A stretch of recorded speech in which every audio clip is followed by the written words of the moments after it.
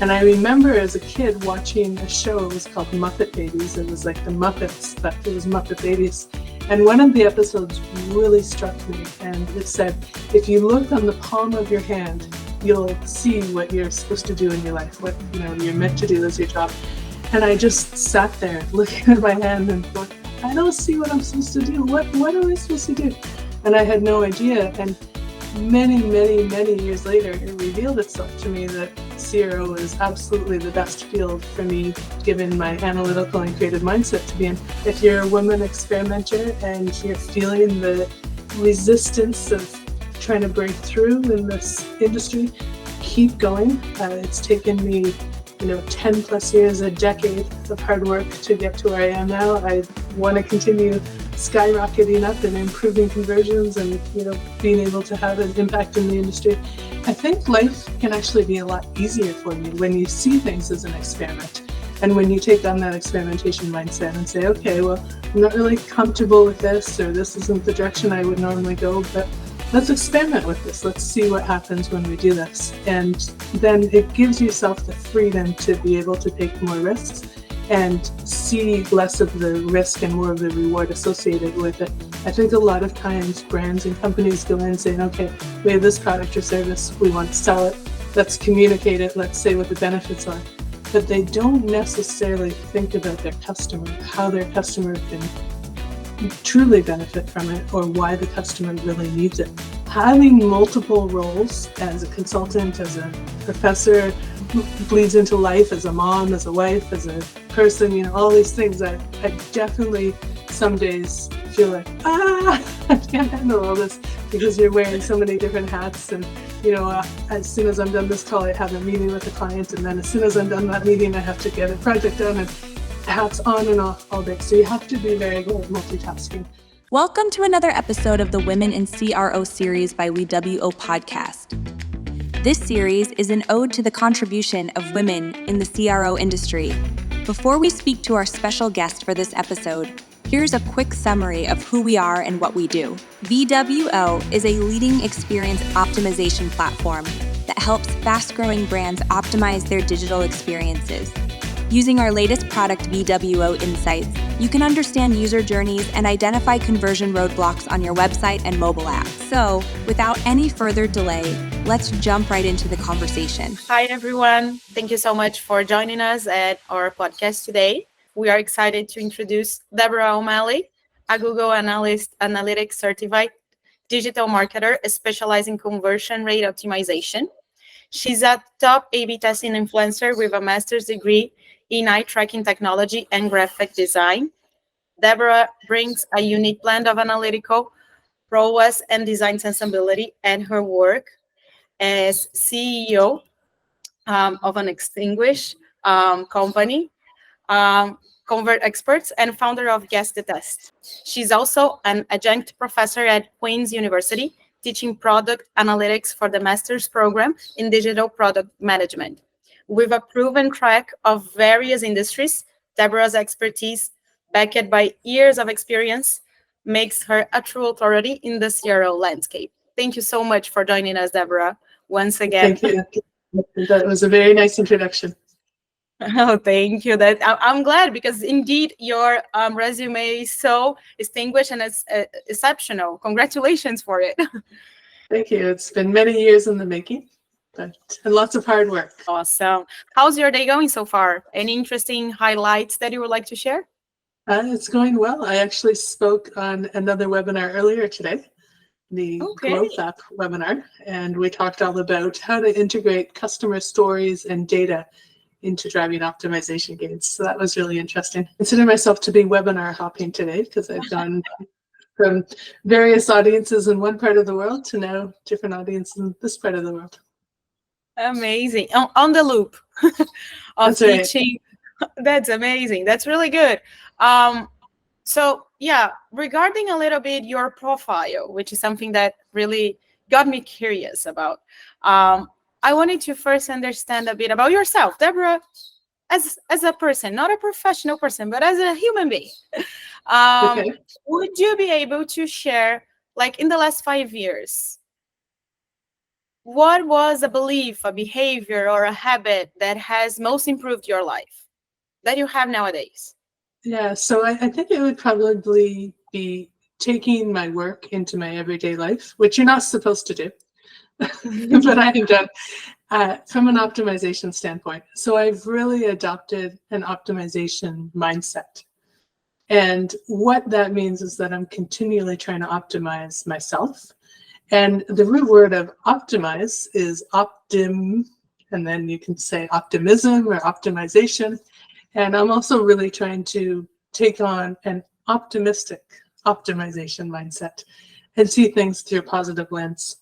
I think, you can be a pessimist or an optimist. I probably veer towards the negative pessimistic side of things more naturally, because I do tend to see the flaws in things and want to fix them, which is what makes me good at my job. But it also makes it so that I can be more critical or be more judgmental about things. And I'm trying not to do that as much personally. I'm trying to really see the positive in things and still see the optimization opportunities for improvement, but see things in a more positive way. And from just a day-to-day living standpoint, really always working on optimizing myself, making myself a better person, a kinder person, a more thoughtful, loving person. From a physical standpoint, going to the gym and working on my body, eating healthy, always trying to be the best person I can be from an optimization standpoint.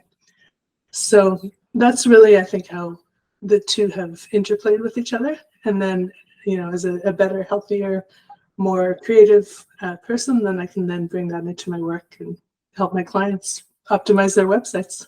That's really, really interesting. Actually, it's kind of a new way to adopt a new way of thinking and actually driving your life upon this and as you said, optimization, optimism. Really, really interesting. Yeah. Do you see it at being a kind of a guiding principle, philosophy that shaped your life nowadays? I definitely think so. Yeah, I try to incorporate the idea of experimentation into my life all the time now. And I've realized that I can get my kids to convince me of anything. If they say, Mom, it can be an A/B test. Can we get this chocolate bar and this chocolate bar and A/B test it? And I'm like, oh, wow, when you put it that way, okay. Or a pepperoni pizza and a pepperoni bacon pizza, and we can A/B test it? Yeah, okay, sure. So they've definitely managed to, wrap themselves around my little finger, bringing in experimentation and A/B testing. And I think life can actually be a lot easier for you when you see things as an experiment. And when you take on that experimentation mindset and say, okay, well, I'm not really comfortable with this, or this isn't the direction I would normally go, but let's experiment with this. Let's see what happens when we do this. And then it gives yourself the freedom to be able to take more risks and see less of the risk and more of the reward associated with it when you see things as an experiment, more than just like, ooh, this is not something I want to do in my life. You hold yourself back. When you approach it as, okay, this is an experiment, I can learn something from this, I can grow from this, then you're a lot more apt to take on different challenges in life. It would be the growth mindset, right? For you to actually test it. And that's really interesting what you've mentioned. What do you believe what has inspired your career in A/B testing and conversion rate optimization? I think I was designing experiments probably from a very young age. And I can remember for a grade school science experiment, we had to conduct a study that had a very clear hypothesis, and then we had to build out that hypothesis. And other kids were pouring apple juice on diapers and seeing how much the diaper absorbed the apple juice, or pee. And I didn't care about that at all. I wanted to know what people saw first. And so I cut out different shapes and colors of construction paper, and I posted them on a board. And I hypothesized that people would see the biggest and brightest shape of construction paper. And I would point to them and I'd say, what do you see first? And it was far from statistically significant or rigorous or sound, but it actually unknowingly was my first eye tracking experiment. And fast forwarding many, many years later, in a very circuitous path, I ended up doing a Master's of Science where I specialized in using eye tracking technology to see how people looked at ads. And I had no idea back then that that was something I could have done. And I remember as a kid watching a show, it was called Muppet Babies. It was like the Muppets, but it was Muppet Babies. And one of the episodes really struck me. And it said, if you look on the palm of your hand, you'll see what you're supposed to do in your life, what you're meant to do as your job. And I just sat there looking at my hand and going, I don't see what I'm supposed to do. What am I supposed to do? And I had no idea. And many, many, many years later, it revealed itself to me that CRO is absolutely the best field for me, given my analytical and creative mindset to be in. But at the time, there was no such thing as CRO. And I'm dating myself here, but there was no such thing as the internet.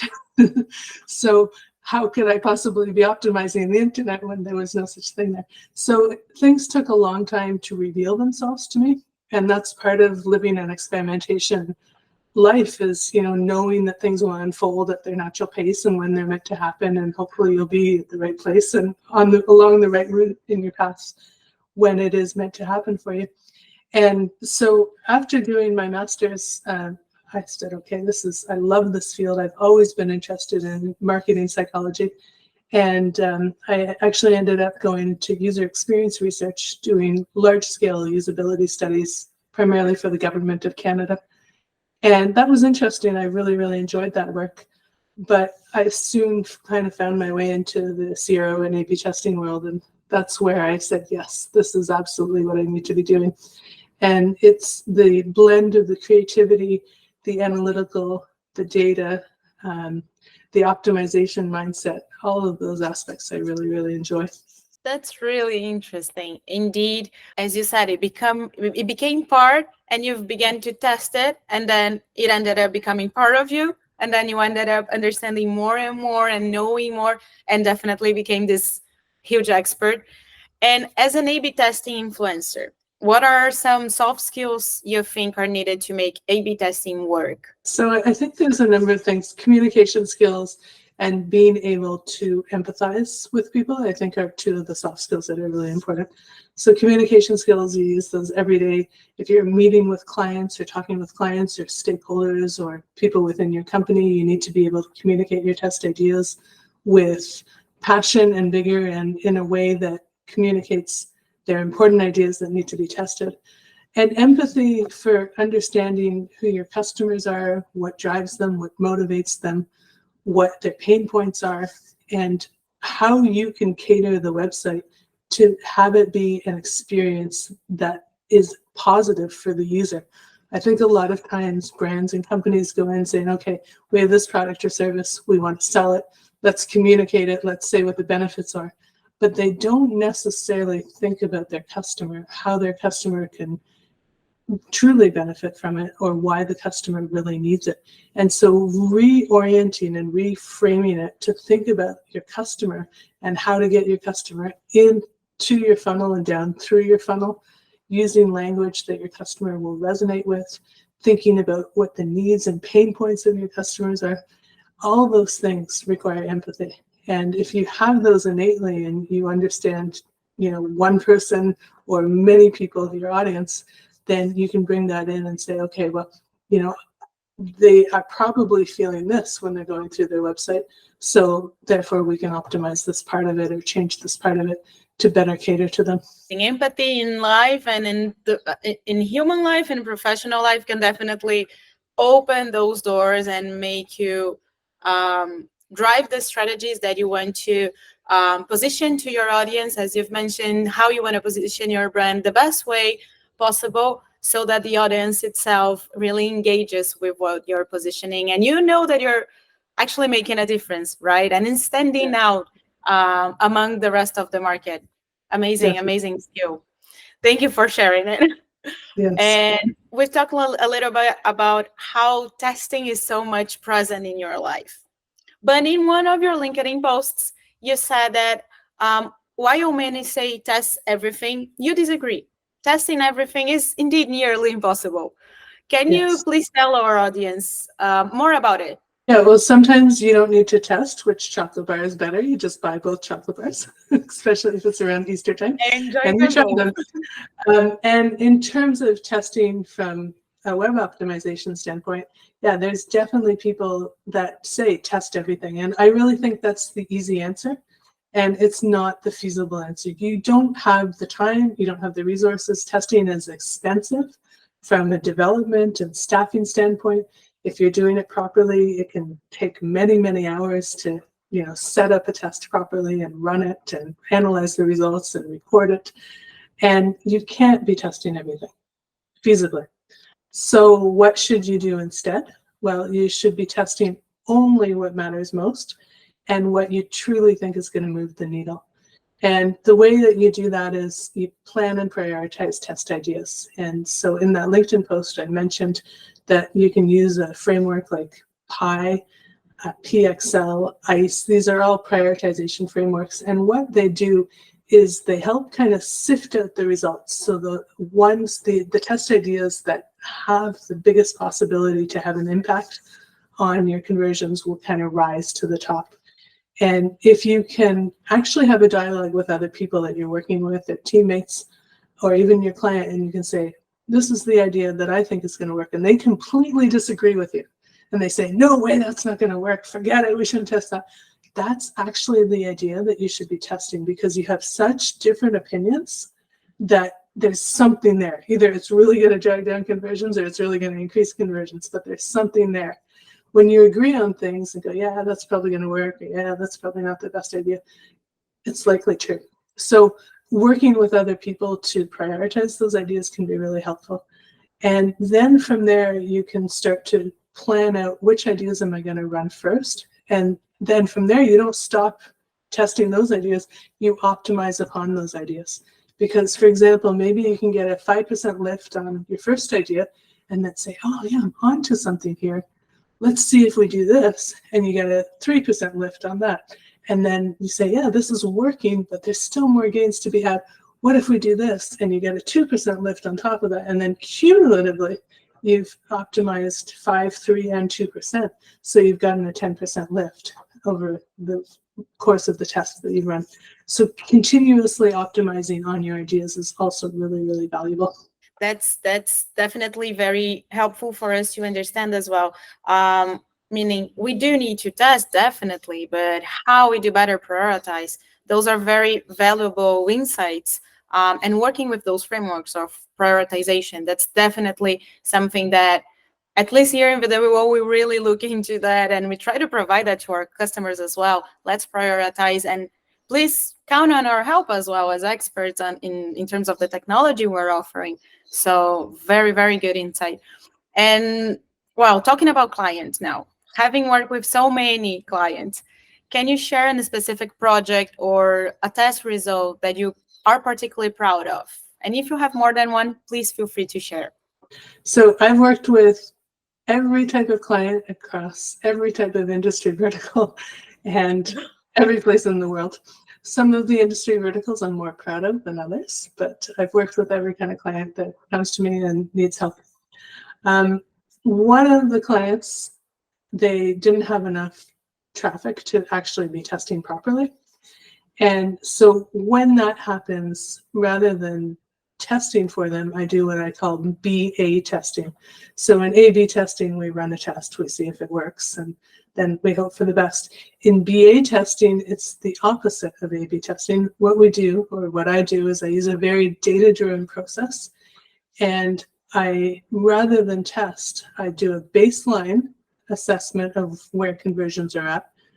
I look at the data, I suggest all the changes that should be made, make hypotheses, create wireframes showing exactly how those changes should play out, and then work with the designer and developer to implement, but don't do any testing. So the moment of truth comes once you've implemented the design and you hope for the best, which means that it has to be very research-backed, very data-driven in order to drive gains. So in this case, in this client, it was a radical redesign, and we didn't test anything, we just implemented. The baseline showed a certain conversion rate, and then once it was implemented, we were able to assess. And the worst nightmare that anybody can have is you do a radical redesign and conversions go down. And indeed, this was the case. And I went, oh my God, what have we done? what do we do now? But as part of BA testing, what you do is you baseline assess, and then you tweak. You go, okay, I see there's a problem here. And what I did is I turned to the heat mapping data, and I saw instantly that the problem in this case was the CTA buttons were below the fold, especially on mobile. That's, in my mind, a conversion killer. People will argue with you, but in my mind on mobile, it's a conversion killer. And I spoke with the designer, and I said, okay, very quickly, let's get these CTA buttons above the fold by limiting spacing and things like that. And then I assessed how that change impacted conversions. And what I was able to see is that it lifted mobile conversions right away. And so it was that one simple change, moving the CTA buttons above the fold, that made all the difference, particularly on mobile. And so when you baseline assess and you look at a core metric like revenue, then you know, have these changes had a positive impact or a negative impact? And if your worst nightmare is confirmed and they have a negative impact, okay, what needs to be done quickly to change things so that they have a positive impact? If you took that mindset into testing, you might go down a very windy path that takes you all these places before you get to the nub of the issue. When you use this BA testing approach, you just want to wrestle the bull and get it down to the ground so that you fix the problem. And by, in this case, moving the CTA buttons above the fold, we're able to do that instantly. So it can be a very powerful tactic. That is a case study. You asked me, something I'm proud of. In a certain way, I'm not very proud because the changes that I had actually had a catastrophic effect initially. But what I am proud of is that I was able to very quickly assess what was happening, use the data to guide me, and have the wherewithal, drawing on case study evidence and working with clients for so many years, and be able to say, okay, I think I can spot the problem. My hypothesis is this is the top priority issue to be able to find and fix. And once fixed, then the hypothesis was confirmed and revenue increased. So I think it's a valuable lesson for all experimenters that you don't necessarily need to be A/B testing. And in fact, to be A/B testing properly, you need a whole ton of traffic, or you don't necessarily get trustworthy data. But there are other ways to do it and other things that you can use in your tool belt to still be experimenting and driving revenue gains. Really like the fact that you brought up that we do have other functionalities that we should be looking at. As you said, instead of waiting for the entire A/B testing as it's structured by nature, let's put it that way, to end, do this quick overview. What other aspects can I look at right now if the worst case scenario is appearing to me, to make that change and revert the results, right? So I really enjoy this use case indeed.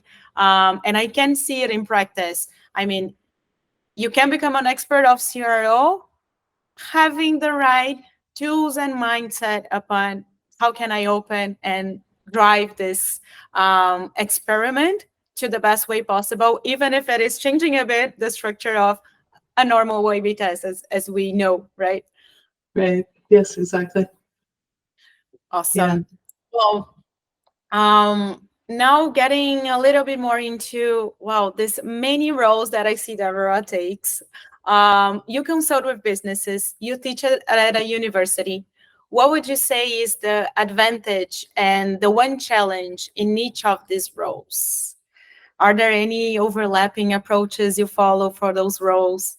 Yeah, so I really enjoy helping teach people and helping make people learn this information that has taken me, at this point, decades to learn. And I've learned it from a lot of very smart people, but it hasn't always been communicated to me very clearly. And so I'm not a math person, but I've managed to mostly wrap my head around stats and some very complicated stats concepts. And what I try and do is sort of translate it into a way that's very clear, because I figure if I can understand this stuff, then anybody can.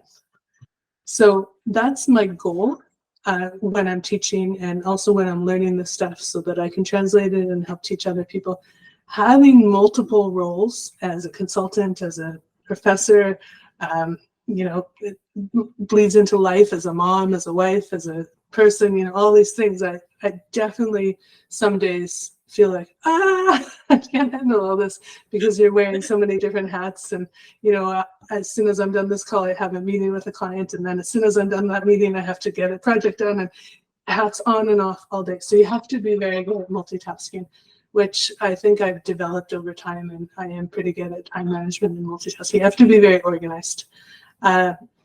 But that's definitely a challenge, but it keeps things really interesting. And it means that, for example, when I'm teaching people, I can bring in my industry experience and say, this is what happens in industry, in the real world, and show the students who maybe haven't had that kind of exposure that this is real life scenarios. And then I can bring that academic side into the real world, and I can translate some of that knowledge and say, this is what we're learning from a theoretical standpoint. Let's now actually implement that in the real life scenario and bring it in. And so I find it's a very good kind of balance, and it really keeps me, level, because I'm not one way or another way. I'm very level in terms of being able to have a pulse on both industry and academia at the same time.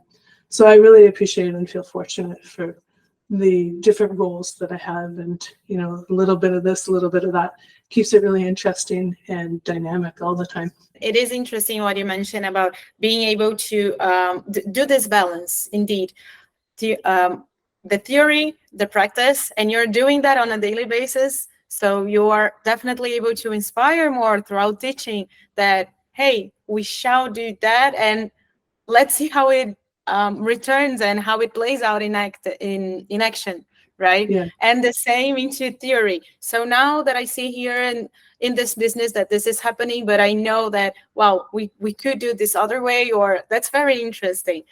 It recalls me a little bit about my studying time when I was graduating and doing internships, and I was like, that's so cool, that's so fun that I'm actually learning this in theory, but I'm being able to put it into practice, but in Right. a totally different level, right? Right. Yes, exactly. Very fun, very fun. And as being a mom as well, definitely many hats to keep up with. Right. But so, wow, then now getting to a little bit more of this family side as well. In your Women's Day post, we saw that you paid a tribute to your mother. That's really lovely indeed. And are there any female personalities in the professional field who have inspired you?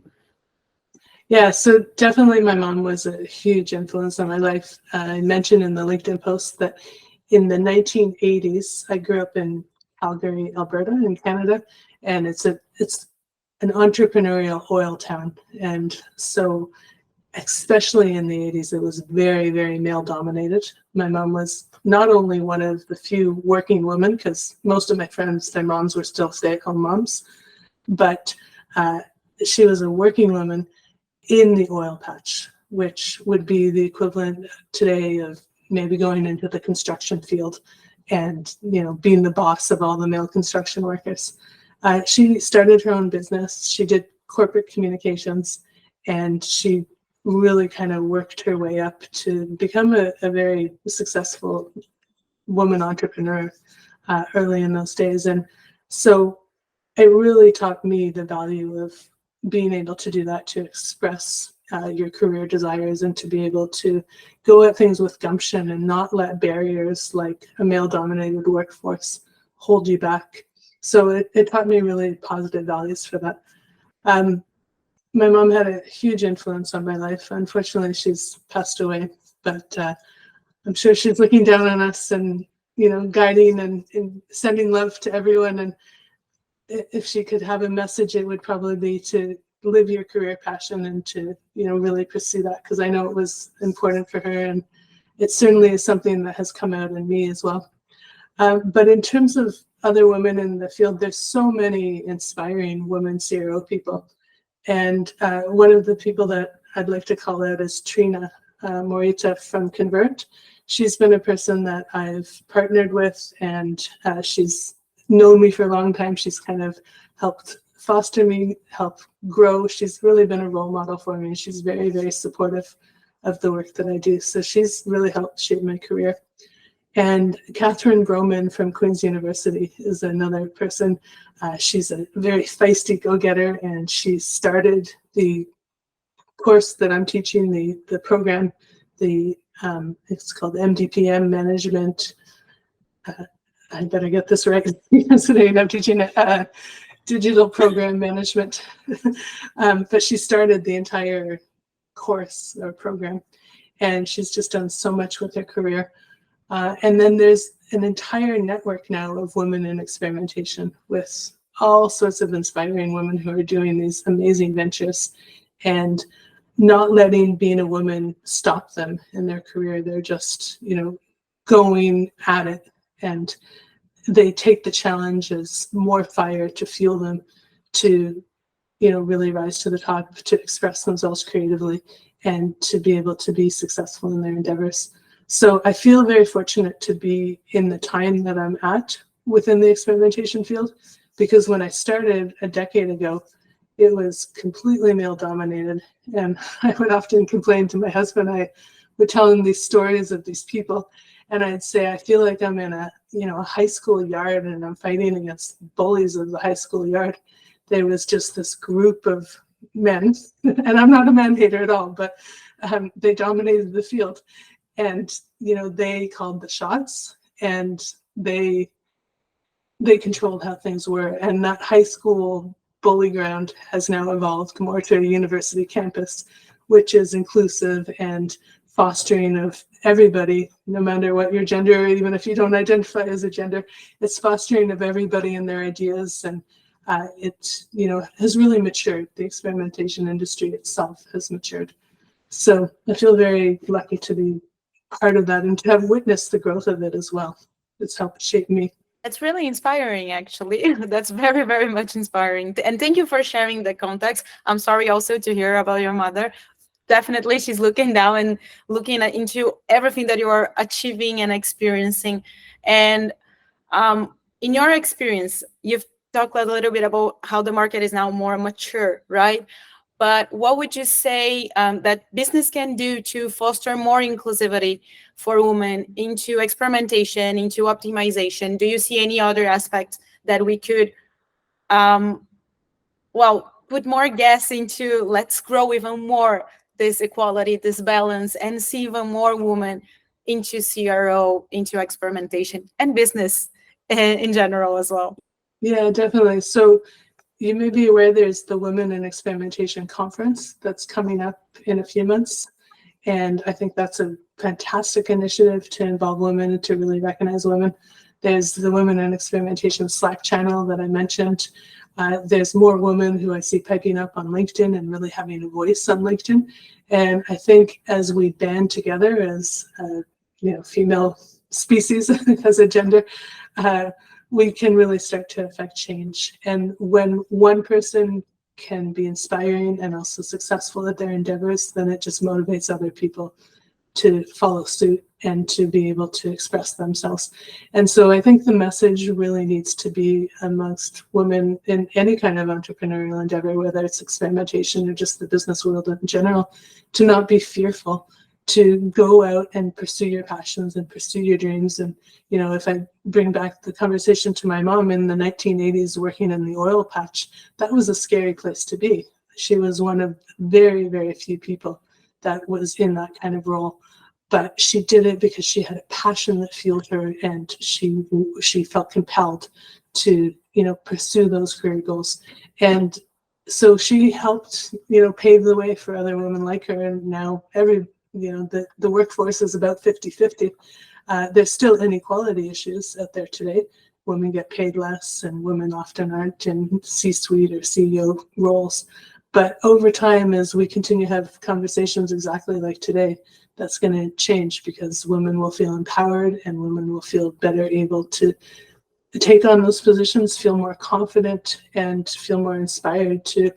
There's a lot of headwinds when you do something new and when you enter into, for example, a male-dominated field, as I did 10 years ago. a lot of headwinds, a lot of resistance from me, a lot of conversations complaining to my husband about the bullies in the schoolyard. But you get through those, they help you grow, they help make you stronger, and then you know better how to handle those situations in the future so they don't phase you as much. I remember even just 5 years ago, I felt often like I was in a boxing match with people, and I had to develop tougher skins so that I could handle the boxing match and learn those boxing moves. And it's a very male-dominated kind of analogy because that is how things operate. And I had to decide, do I want to stay in the boxing rink or do I want to leave? And I said, no, I'm fighting for this. I believe in this. I feel passionate about this. I'm fueled and I'm motivated. I'm going to learn to box. And now I feel like I'm in a much more peaceful position. I don't have to box nearly as much, but I've developed that thicker skin so that it doesn't affect me nearly as much. So, you have to be empathetic, but you have to also have that thick skin so that things just kind of, my mom used to say, water off a duck's back. Like, you don't let things emotionally affect you. You just let it glide off you. And if you can be empathetic and also not let things emotionally affect you, then I think you're in a really good position.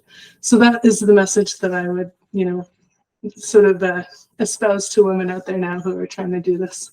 Well, we have a long way ahead of us, but with those advices, definitely, I like the analogy that you brought. And indeed, it's to, okay, let's dress the skin of a fighter and actually get into as much as a fair fight as we can have, even though we know that it's a longer way for us as women as it is for men, since it is a male-dominated world. But indeed, we can see lots of changes already happening.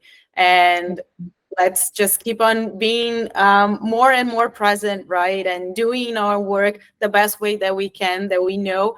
And definitely we are jogging and getting this industry and this business to be even more open to our presence and massive presence. Indeed, that's what I hope for.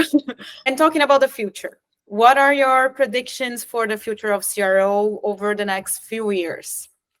Yeah, so definitely the obvious one is AI. I think AI is going to become more and more entrenched into what we do and how we operate. And eventually AI is probably going to take over testing, probably take over wireframing, templating, designing. This is maybe more than 3 years away, but eventually the CRO field, I think, will be very, very AI present. I think the human touch is going to be more in the analysis, more in the hypothesis, and more in examining, what are some true gains. But we may, I predict in, maybe 10 years, websites are going to be incredibly personalized for the individual user. So if you come onto a website, you're going to see a different homepage and a different hero section than I will based on my browsing behavior. And the entire site will be like that. Right now, we talk about personalization, but it's still very much in its infancy. When we combine personalization with AI, I think we're going to really be able to make leaps and bounds with that. So that's kind of the obvious one. I think on the tune of talking about women empowerment, we're going to see a lot more women rise to the top and really start to control things and be an equal share of the discussion and the, hopefully not the bullies on the playground, but the people that are helping drive things and shape things and the discussions that we have. I think that's going to continue to rise as, podcasts like this become things that are voices of change and voices of reason for people.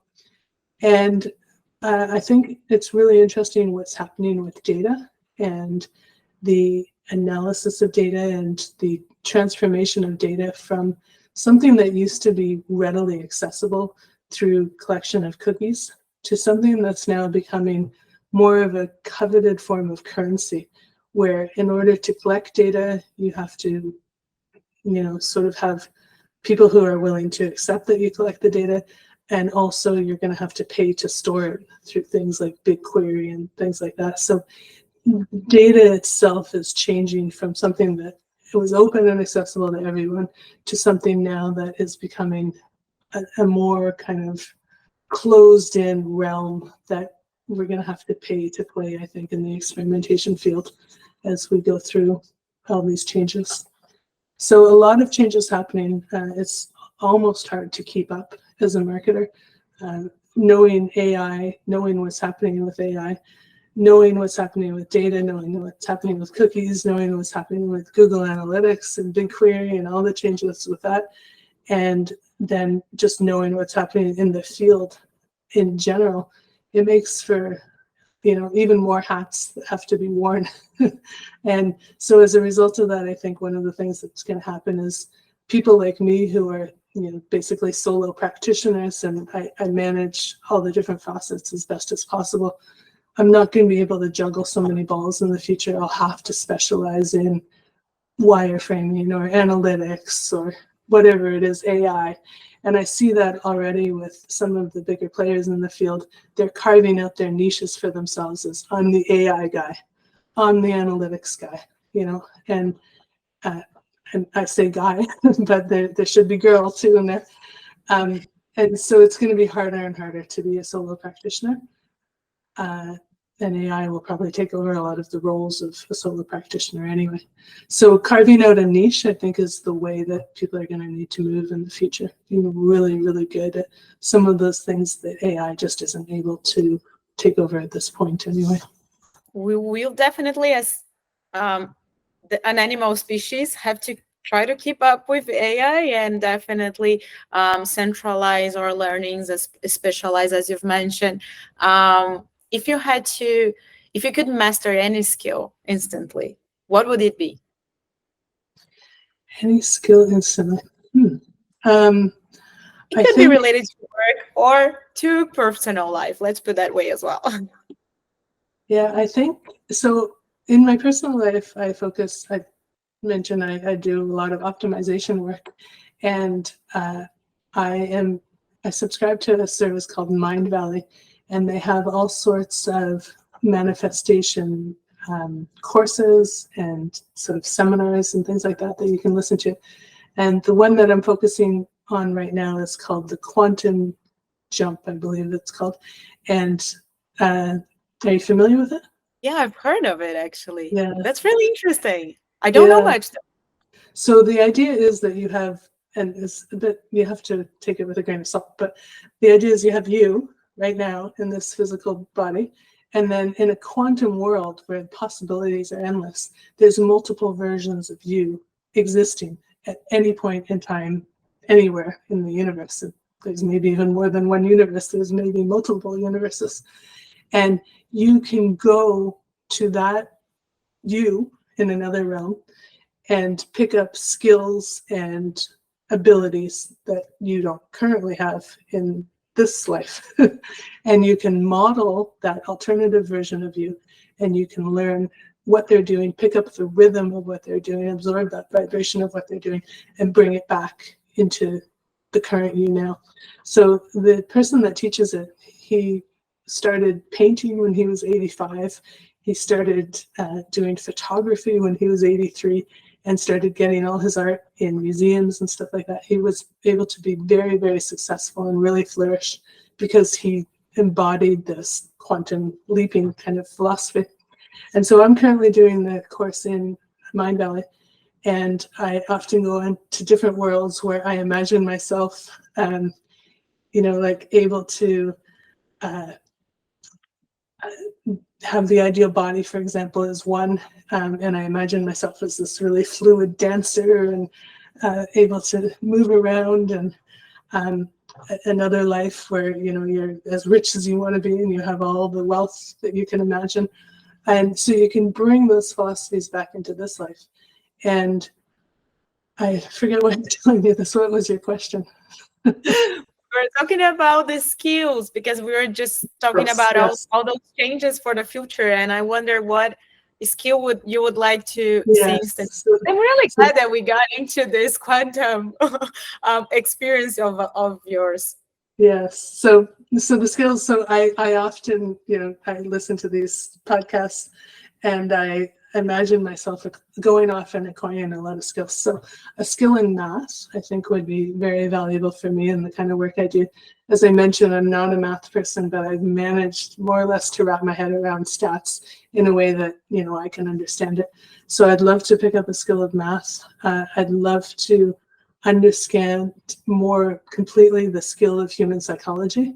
I think I find humans in general pretty mysterious to me. I don't really understand most people. And so I'd really like to be able to understand people. And I'm sure that there must be principles and secrets and things like that of optimization, web optimization in particular, that can be brought in and understood from a more quantum level and implemented into, the website and screen in front of you. So I'd like to be able to understand that as well. Those are sort of professional things. On a personal level, I'd love to. I've never been a gymnast. I've often been very sporty, but I'd love to be able to do flips and back handsprings and things like that.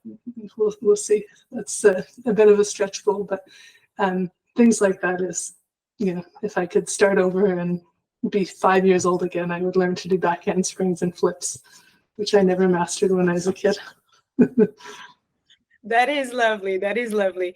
That when you're mentioning about this quantum, I do know Mind Valley. I will search for it. I got really interesting about these different mindsets that you can see yourself being, and I guess as being data-driven women that are indeed working with inside the CRO journey, optimization, understanding what you've mentioned about human psychology and the neuroscience. It's something that also really interests me, because we look so much at client journey and we tend to get into data and statistics to make sense out of all those humans that are engaging with a website, with an application, and understanding how that inside their heads. And I'm looking into psychology, neuroscience. It's so interesting. I really relate to it, to what you've mentioned.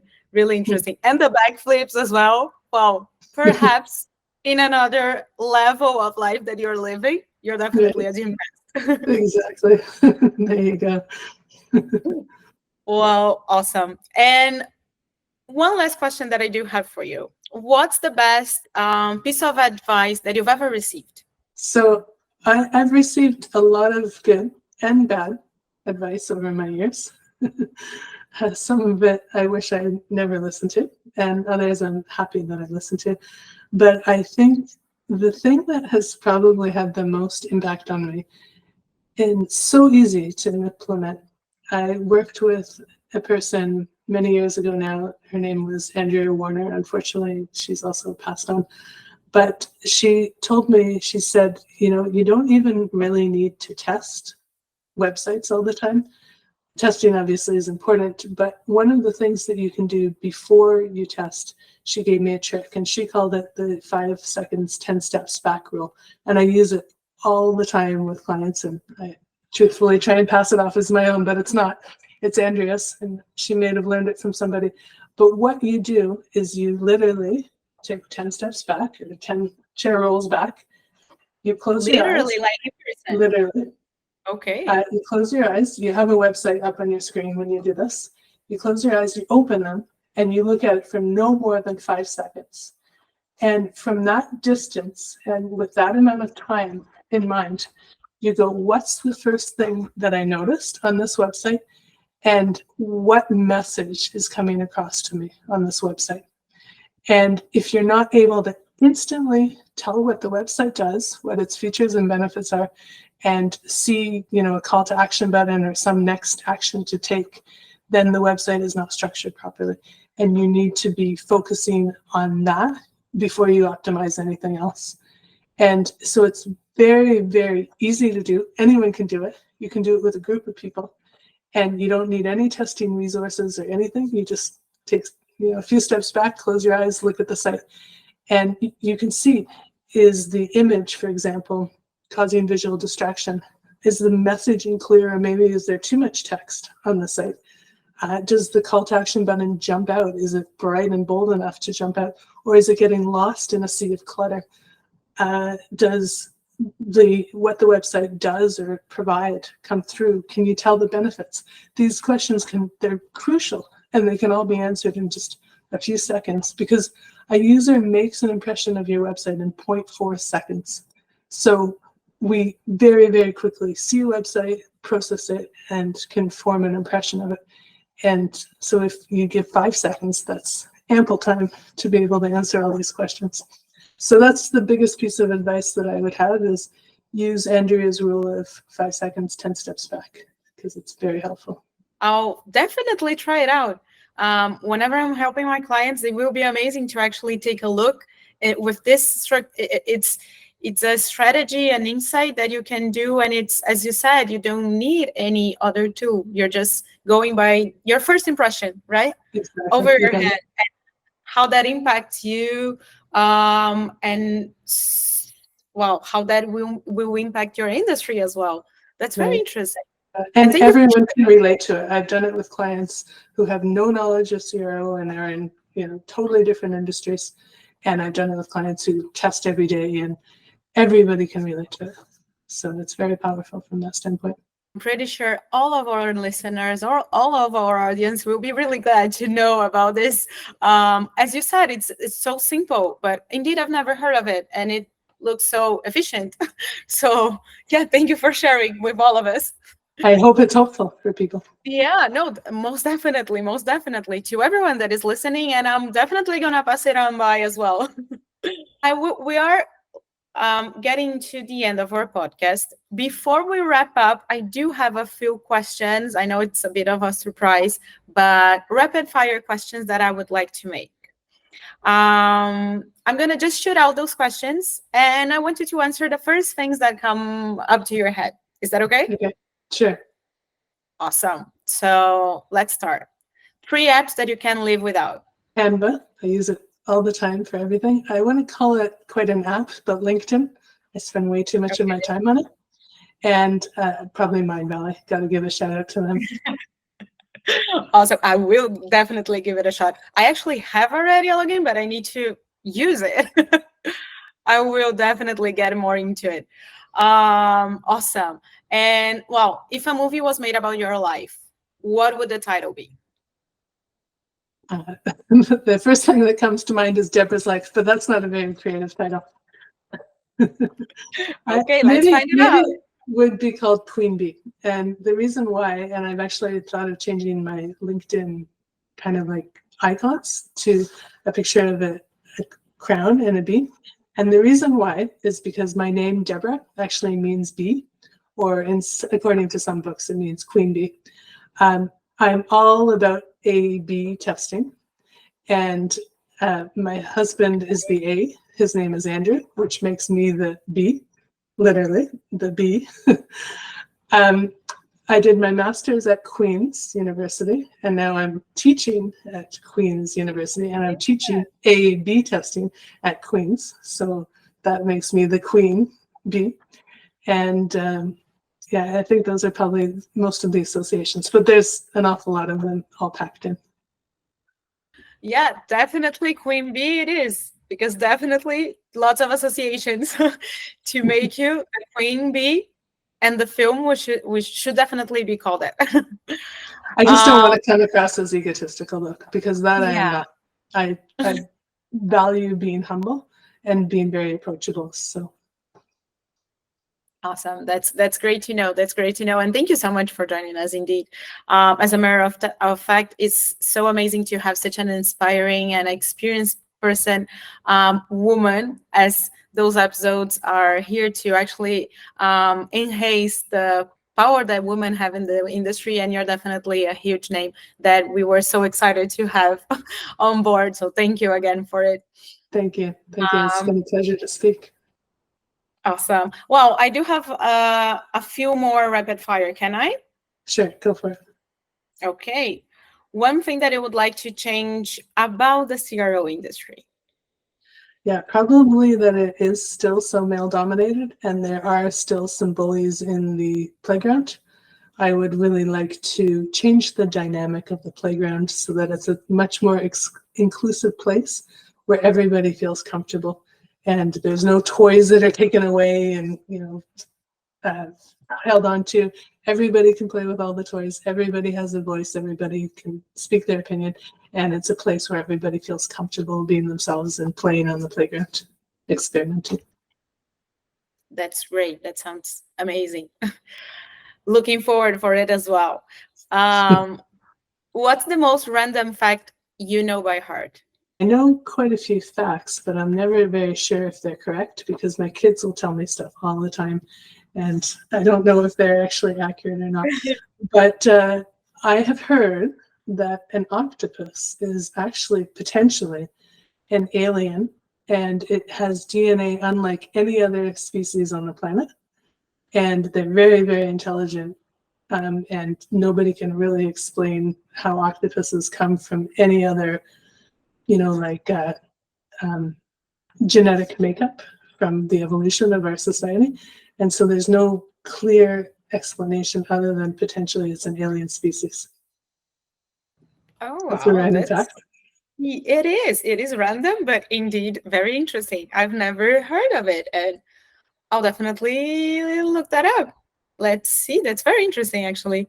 Yeah, well, octopus is that. So your guilty pleasure TV show or movie? Yeah, so I don't really watch a lot of movies or TV because I honestly spend a lot of time working when I should be relaxing. But I do watch movies with my family. We have a tradition of pizza and a movie on Friday nights. And we've actually started like a film group with some of our friends. And my kids have said to me, "What's your favorite movie of all time?" And I would have to stay still in this day and age. It's Home Alone, the original Home Alone with Macaulay Culkin. It's a heartwarming movie. It's funny. It's, you sit on the edge of your seat. And I think it's very, very well done. So that's one of my favorite movies of all time. That's really great. And if I'm not mistaken, there's a new one coming on. Or it has been released last year, maybe? Yeah, there's a couple of them now. Yeah, the first one's the best. Yeah, definitely with Macaulay Culkin. I agree. Okay, what about 3 books that you would recommend or list to our listeners? Let's go that way. Sure. 3 books. So I think Predictably Irrational by Dana Riley. It's a fundamental book that every experimenter should read. It was honestly a little bit disappointing for me because so many of the examples have already been cited and explained throughout my career. And so, there wasn't a ton of new stuff that I learned, but it was really interesting hearing from the source of where all these things came from, because they get kind of extrapolated as they go from source to source to source. So Predictably Irrational by Dana Riley. It's very fundamental, but don't make me think. And there's a third book, and it's outside of the domain, but it's called Please Understand Me. And it's a book about personality profiling and Myers-Briggs type. So it's psychological type. And I was exposed to psychological type at a very young age. My dad taught psychological type in the business classes that he taught. And so from about age 6 onwards, I was familiar with psychological type and Myers-Briggs personalities. Introvert, extrovert, intuitive, sensor, thinker, feeler, judger, perceiver. Those are the letters. And I really, really embraced understanding people's psychological type and personality profiles based on that framework. Now, it's not a be-all, end-all framework, and some people will argue that you can't type people or you can't, typecast them. But it's very useful for me for understanding human psychology, how people work, how they operate, what their values are, and being able to empathize and communicate with them, like we talked about earlier, so that you can really understand what drives them, what motivates them, and how to approach them in a way that will resonate with them. And so understanding people's psychological type, as well as your own psychological type, will help you form those connections. And I think everybody should read the book or understand their psychological type. Take it with a grain of salt if it doesn't resonate with you, but use it and apply it to be able to understand yourself and your customers and your relationships around you in more depth. Definitely relates both with your personal life and with your professional life, right? It's Definitely. values that we take on our daily basis, or we should at least. Absolutely. Okay, two last ones. If you had a podcast, who is the first person that you would invite on the show? I think I'm going to say you, because I have divulged all my life secrets to you. I've poured my heart out, and I've really enjoyed speaking with you, but I really know nothing about you. So you would be my first person. Oh, that's amazing. I'm honored, actually. Hopefully we'll have this session one day. I'll look forward to it. But that's true, definitely. Now I know way more about Deborah, but you know nothing about me. We shall change that. And one goal or dream that you would like to achieve in the next 3 years or more years? I would really love to live by the ocean in a sunny place with palm trees. I live in cold, snowy Canada right now. It's gray skies in the winter. In the summer, it gets really hot, but there's no palm trees around. So that would be a life goal, to live in a sunny place with palm trees. And so part of the work that I do through the Mind Valley is, manifestation and imagining alternative realities and alternative selves. And part of that is imagining that and manifesting. So now I've spoken it for the whole world to hear. And I hope in the next 3 years, when we next talk, I'll show you my background, and it will be a place with palm trees and near the ocean. I really love the ocean. It sounds like a lovely dream, and I completely relate with you. Living in the ocean is a dream of mine as well. Hopefully that will happen, not only in the next 3 years, but less than that. And hopefully, yes, we will have a second session or a third or fifth, and you will be showing me your palm trees and the ocean sound perhaps on the background. That would be amazing. Definitely catch up into mentalizing it and working throughout Mind Valley, which we can exchange a little bit about as well. And let's make that dream come true. Indeed, that's really, that sounds lovely. Deborah, thank you so much about, this entire hour that we've been going through your life or experience, everything that has inspired you being such an inspiration and exchanging so much. It has been a real pleasure to host you. And please, let's keep in touch. If you have any last piece of advice or comments you would like to make to our audience, please do so as well. And I'll leave it to you now. Well, I want to say thank you very much. It's been a lot of fun speaking with you and going through all this. It's a fun format, especially with the rapid fire questions.